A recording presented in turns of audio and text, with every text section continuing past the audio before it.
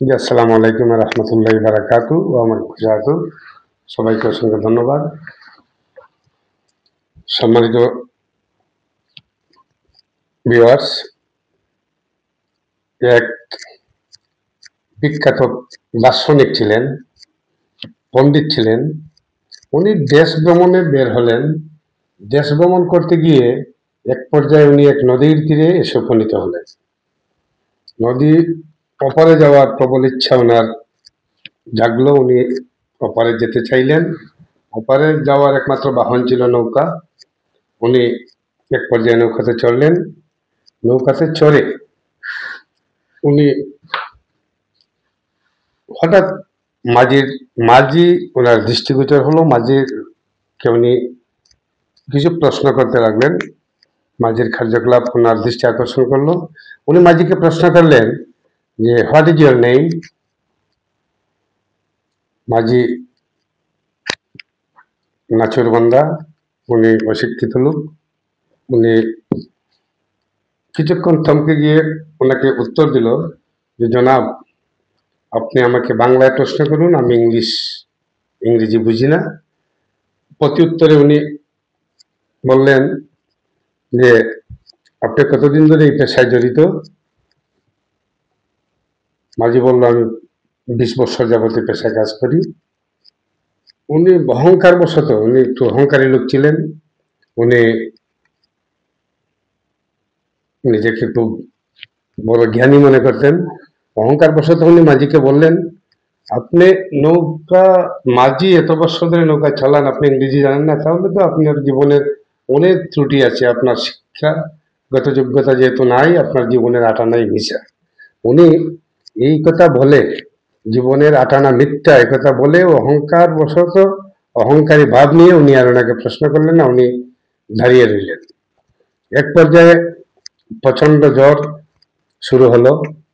মাঝি সতর্ক করলেন প্রতিটি যাত্রীকে যে, আপনারা নদী পারাপারের জন্য প্রস্তুতি নেন। সাতটি নদী পার হতে হবে। যদি নৌকা ঝড়ের কবলে পড়ে, তাহলে নদীতে যদি নৌকা ডুবে যায়, তাহলে তো আমাদের বিকল্প রাস্তা হচ্ছে আমরা সাতটি উঠতে হবে। সুতরাং আপনারা আপনাদের মালামাল যা আছে সবকিছু করেন, এই সেভ করেন এবং নিজেকে সেভ করার জন্য প্রস্তুতি নেন। সাতটি উঠতে হবে ওখানে। সবাই যার যার মতো প্রস্তুতি নিল, কিন্তু এই দার্শনিক, অহংকারী দার্শনিক নাচুরবান্দা, উনি খারাপ, উনি মূর্তির মতো খাড়া হয়ে রইলেন। ওনার কোনো প্রস্তুতি ছিল না। মাঝে এক পর্যায়ে প্রশ্ন করলেন, কি শিক্ষিত ভাই, আপনি তো অহংকার বশত আমাকে চিল্ল করলেন, আমি ইংরেজি জানি না বলে, এখন কি অবস্থা, আপনি প্রস্তুতি নেন না কেন? উনি বললেন, ভাই, আমি তো সাঁতারই জানি না।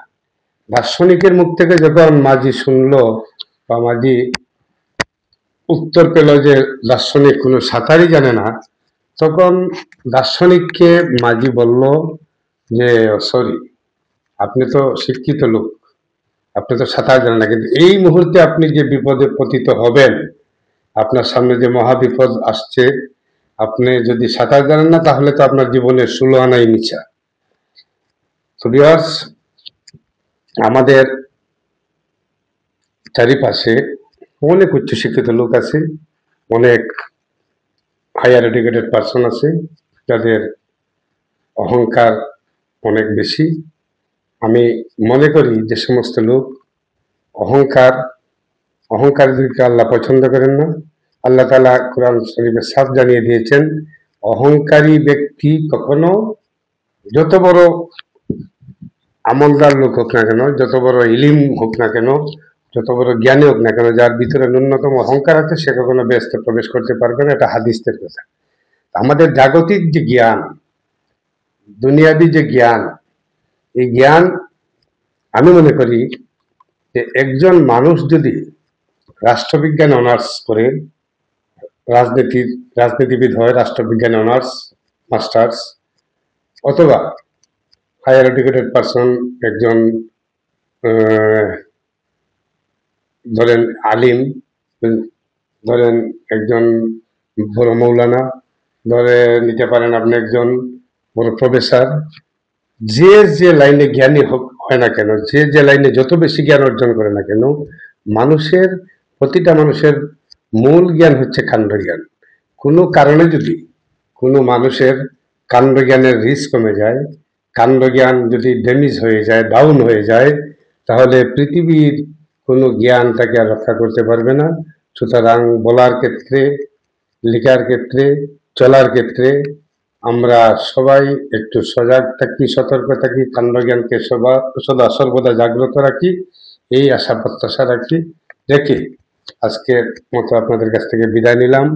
যদি ভালো লাগে তাহলে আমার চ্যানেলটি সাবস্ক্রাইব করবেন এবং লাইক, কমেন্ট, শেয়ার করে আমার পাশে থাকবেন। যেভাবে অতীতে ভালোবাসার বন্ধনে আপনারা ভালোবাসার বাহুবন্ধনে আমাকে আবদ্ধ করে রেখেছিলেন, আমি আপনাদের দোয়া প্রত্যাশী। আমি ভবিষ্যতে আপনারা আমাকে আপনাদের ভালোবাসার বাহুবন্ধনে রাখবেন, এই প্রত্যাশা রাখছি। সবাইকে ধন্যবাদ। আসসালামু আলাইকুম।